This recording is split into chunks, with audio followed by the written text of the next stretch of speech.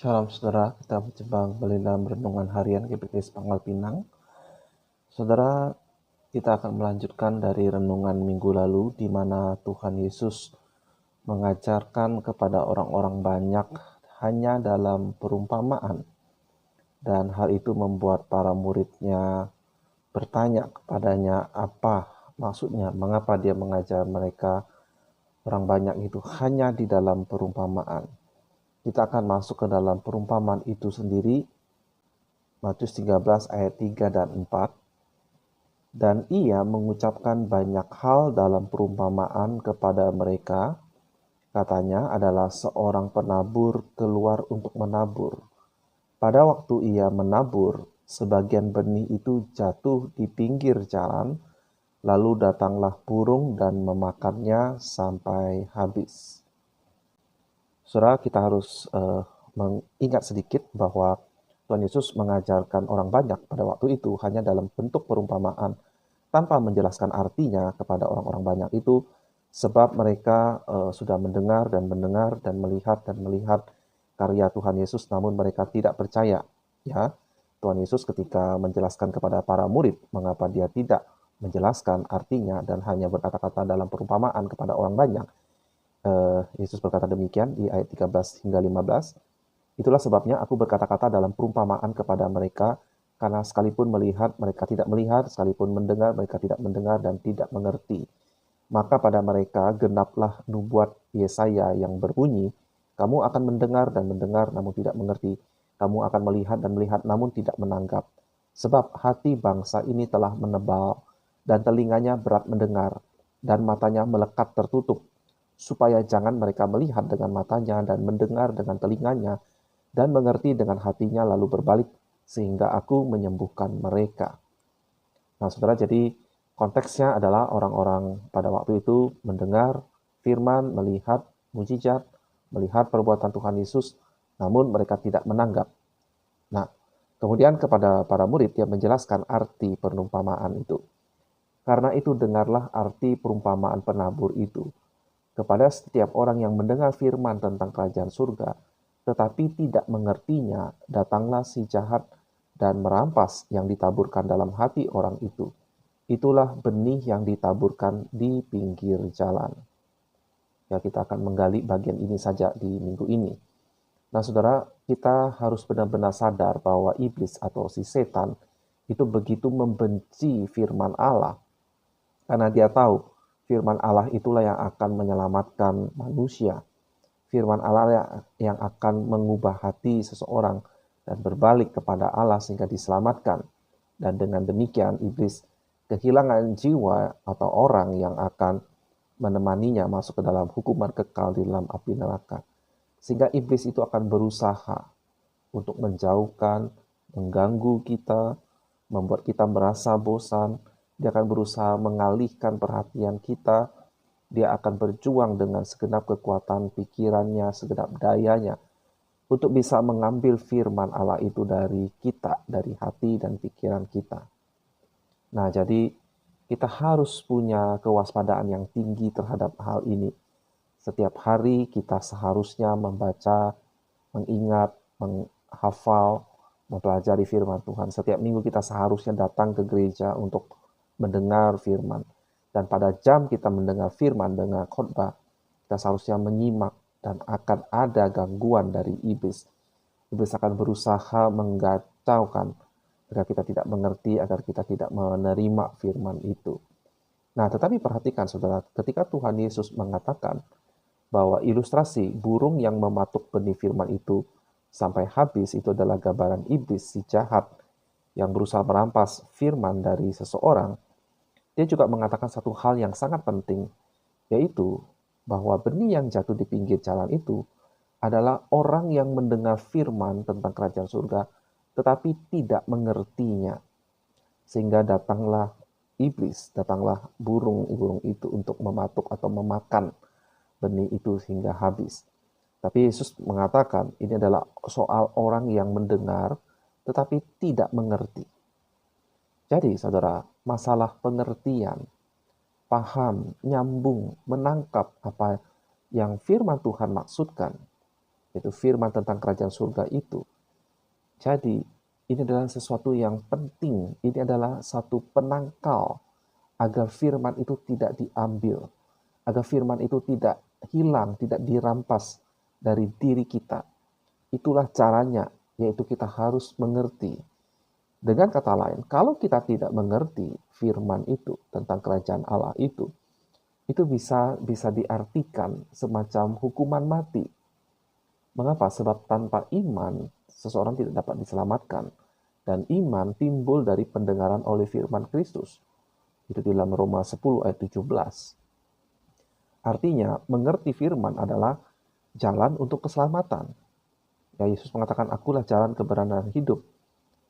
Berarti Yesus itulah jalan. Tetapi kita perlu mengerti apa yang Yesus lakukan, apa yang Yesus katakan, apa yang Yesus inginkan untuk kita bisa menerima atau kita bisa disebut sebagai murid-muridnya, sebagai umatnya. Dalam Filipi 1 ayat 27, hanya hendaklah hidupmu berpadanan dengan Injil Kristus, supaya apabila aku datang, aku melihat, dan apabila aku tidak datang, aku mendengar bahwa kamu teguh berdiri di dalam satu roh dan sehati sejiwa, berjuang untuk iman yang timbul dari berita Injil. Jadi di sini Rasul Paulus yang menulis surat ini berkata, hendaklah hidupmu itu cocok sesuai dengan Injil. Kalau aku datang, aku bisa lihat dengan sendiri, dengan mata sendiri. Tapi kalau aku nggak bisa datang, aku nggak bisa kunjungi kamu. Aku dengar bahwa kamu teguh berdiri, satu roh, sehati, sejiwa. Artinya satu pemahaman, satu semangat, satu kesatuan, berjuang untuk iman. Iman itu timbul dari pemberitaan Injil. Lalu yang berikutnya dalam 1 Timotius 1 ayat 5 dan 6. Tujuan nasihat itu ialah kasih yang timbul dari hati yang suci, dari hati nurani yang murni, dan dari iman yang tulus ikhlas. Tetapi ada orang yang tidak sampai pada tujuan itu dan yang sesat dalam omongan yang sia-sia. Paulus mengatakan dia menasehati para jemaat agar tujuannya adalah jemaat itu punya kasih yang timbul dari hati yang suci, hati nurani yang murni, dari iman yang tulus ikhlas. Tetapi ada orang yang meskipun sudah dinasehati, tidak sampai pada tujuan itu, dan malah sesat dalam omongan yang sia-sia. Bagian ini menunjukkan bahwa gagal mengerti firman, gagal mengerti nasihat firman, itu adalah cikal bakal atau sumber dari penyesatan, adalah awal dari kesesatan dan kemudian menjadi penyesatan. Saudara, penting sekali untuk berusaha memahami firman, walaupun itu tidak selalu mudah. Saya akan berikan sebuah ilustrasi, saudara. Saya akan membacakan sebuah perkataan dari seseorang. Dia berkata demikian. Titik minyak, jika Anda tahu, adalah sebuah istilah dalam literatur kontra pemberontakan yang mengkonotasikan daerah yang damai, daerah aman. Jadi, apa yang Anda harus lakukan adalah selalu memperluasnya, mendorongnya keluar. Tentu saja, di Provinsi Helmand, apa yang kita sedang usahakan adalah membangun titik minyak yang akan mencakup 6 distrik pusat Provinsi Helmand, termasuk Marja, dan kemudian yang lain. Kemudian kita akan terus mendorongnya keluar, dan pada akhirnya menghubungkannya dengan titik minyak yang sedang dikembangkan di sekitar kota Kandahar. Saudara mengerti apa itu? Saudara kalau tidak mengerti konteksnya, siapa yang berbicara, apa situasi pada waktu itu, dia sedang berbicara apa, ini di bidang apa, maka saudara tidak mengerti apa yang dia maksud. Nah, ini adalah kutipan perkataan Jenderal Amerika Serikat, Jenderal Petraeus, ketika Amerika sedang berperang di Afghanistan. Saudara perlu memahami konteksnya, perlu memahami situasinya, apa yang terjadi, baru saudara bisa memahami maksud dari perkataan itu. Nah, seringkali orang Kristen itu merasa menyerah untuk membaca Alkitab, tidak mengerti. Dia tidak paham, apa ini, ngomong apaan ini? Apa maksudnya, apa kaitannya dengan saya? Saya tidak mengerti. Nah, saudara, itu karena saudara tidak memahami konteks, latar belakang, situasi dari sebuah teks atau satu bagian di dalam Alkitab. Tidak heran saudara menjadi menyerah atau malas atau merasa tidak berguna untuk membaca Alkitab. Nah, saudara, membaca Alkitab itu memang gampang-gampang susah. Nah, saudara, hari ini saya ingin mengutip perkataan dari pengajaran dari Pendeta John Piper yang memberi kita 3 alasan yang berdasarkan Alkitab. Mengapa sebagai orang Kristen kita harus mengantisipasi. Artinya kita sudah punya pemikiran, kita sudah punya kesiapan hati. Kalau memang membaca Alkitab itu tidak selalu mudah. Tidak semua Alkitab itu mudah dimengerti. 3 alasan. Yang pertama, Allah memang menyembunyikan sebagian hal dari manusia. Meskipun kita ingin tahu tentang hal-hal itu, sekalipun kita mungkin menjadi sarjana atau ahli Alkitab, Alkitab dengan jelas mengatakan Allah memang menyembunyikan sebagian hal dari manusia. Ulangan 29 ayat 29. Hal-hal yang tersembunyi ialah bagi Tuhan Allah kita. Tetapi hal-hal yang dinyatakan ialah bagi kita dan bagi anak-anak kita sampai selama-lamanya, supaya kita melakukan segala perkataan hukum Taurat ini. Dari bagian ini jelas, saudara mengatakan, suatu kita mempelajari Alkitab, berusaha memahami Allah, memahami rencananya, memahami perbuatannya, dan karena seluruh dunia ini dalam ciptaannya, maka semuanya ini tunduk kepadanya, maka kita akan berusaha memahami banyak hal.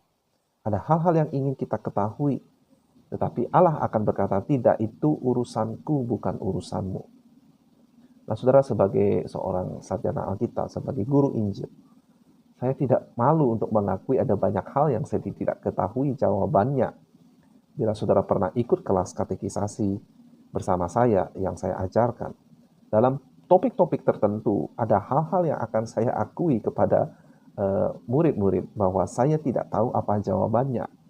Karena sejauh yang saya tahu, sejauh yang bisa saya pelajari, ada hal-hal yang tidak bisa saya pastikan seperti apa, mana yang benar, karena ada pandangan ini, pandangan itu, kemungkinan seperti ini, kemungkinan seperti itu.